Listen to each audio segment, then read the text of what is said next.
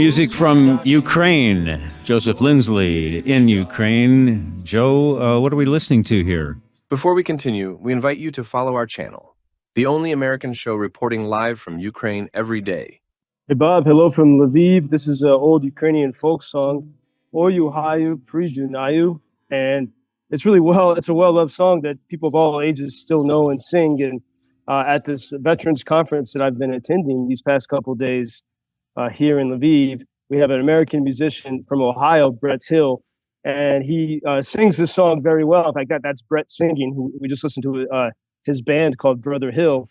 And he led the people at this conference over lunchtime in singing the song. And Ukrainians were pretty impressed that a musician from Ohio could sing their ancient folk songs. And you had in the audience wounded warriors, guys missing eyes and arms and legs with coverings on their faces because of burn wounds. You have women, not only women veterans, but also, women who've lost their husbands and sons.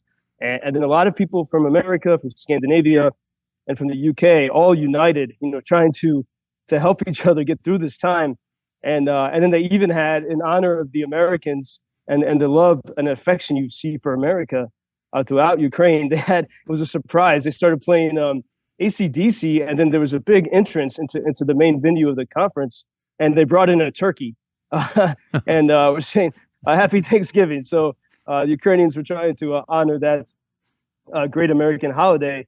And, I've seen these past days such incredible scenes at this conference. In fact, I was just talking with Deborah Fairlam. She's an American who lives in Kyiv, and she's bringing wartime investments to Ukraine with a special focus on, helping all these military technology companies. A lot of what they make can have applications for civilian life.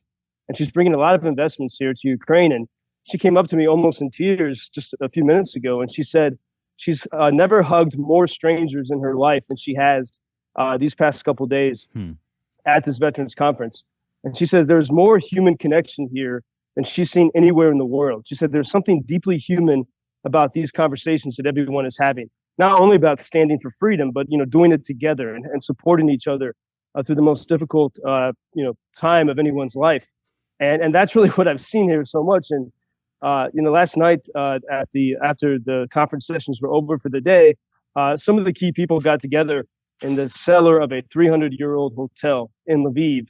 And it reminded me so much of stories I've read by Ernest Hemingway, the scene there, people in a beautiful European city in wartime, but with a major difference that everyone that is gathered, is like, so often in the Hemingway stories, is people sort of lost and without a purpose. And while I do see a lot of people come to Ukraine looking for a purpose, everyone seems to find it here. And so I wanted to describe a bit of what I saw last night to help you all feel what it's like to be here in the wartime. And, it was a day of many air raid alarms, several Russian missile strikes on Ukrainian cities. And in the evening, in the cellar of this 300-year-old hotel, you have Brett from Ohio sitting in a corner, playing the guitar and singing. And then all of a sudden he's joined by Ukrainian wounded warriors, and then by a drone developer from Bolivia who picked up the guitar and starts singing in Spanish. And they start passing the guitar around, singing in all different languages. And in other corners of the room, you have people crying about difficult things they've been through, people telling stories and laughing. There's bottles of homemade spirits like schnapps on every table. People are pouring it freely. There was a senior Finnish military guy sitting next to Jeff from Sylvania, Ohio, talking about how they can better help veterans with PTSD. A retired French general was speaking in English with Deborah, who I mentioned to you, about bringing investments to Ukraine. And then later, that same French general was speaking with Jean-Baptiste, a French foreign fighter here in his 20s, and speaking in French. And then Sean Penner, who was the British veteran who was imprisoned by Russia and rescued by the Crown Prince of Saudi Arabia, approached everyone pouring glasses of wine. And then Sean, the British veteran, is gently mocking the French, and they're trying to say who is supporting Ukraine more, because in the past weeks, both France and the UK have given their very precise Storm Shadow missiles to Ukraine. And so a friendly rivalry as to who can help Ukraine more. And then you have Dorina. Her father's at the front line. She's one of the best volunteers most effective volunteers in Lviv. She works a lot with veterans who have PTSD and also physical wounds. And she was describing she was drinking Fernet, and she's actually walking right in front of me right now as I'm speaking live on Chicago radio here. And she was talking about her friends who suffered so much in battle, but people who chose to go to the fight. There was Judy from Texas. She's going to Trump's inauguration, but she was giving out Ukrainian and American flag pins to everyone. There was Dimitro, or AKA Dimi, who lost his eye in battle. And even though he lost his eye, he's trying to get back. He's fighting through the bureaucracy so he can get back to the front line and back to join the fight. And Dimitro was telling about how he saved the life of JB, the French fighter, in a difficult moment.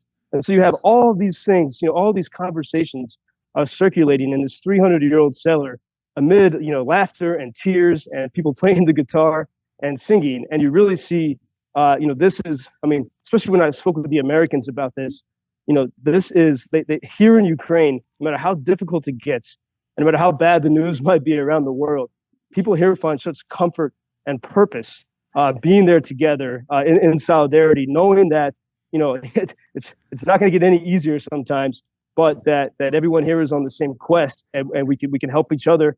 And I think a lot of people see that, whatever struggles they had in their lives before, this is a place to heal and to really find your purpose on this planet. And so I think that's a side of Ukraine that a lot of times people don't see. And I was just talking a few moments ago to a warrior call sign Buddha, and he said, he gave a talk here at the conference, and he said, he doesn't like the term reintegration of veterans into society. He says, we already are integrated. This is our society. Let's stop talking about reintegrating, and let's just focus on healing and getting stronger. And maybe that is a message that can also resonate in the United States in these divisive times. But that's a little slice of what it's like here in Ukraine. Such a humanity, and those pictures you paint and stories you tell us, it's so much more than what you see on the news, missiles and drone attacks. You've got a little mini United Nations there, Joseph. I was thinking about you when I heard about the ceasefire agreement between the United States, between Israel and Hezbollah.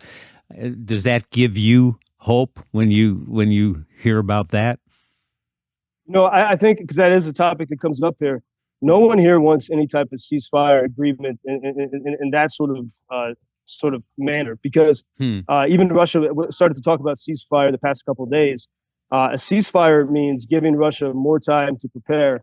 There were ceasefires in place between 2014, when Russia took Crimea, and 2022. Because of these Minsk agreements, there were ceasefires in place. And what that did is it gave Russia time to prepare for this full-scale invasion.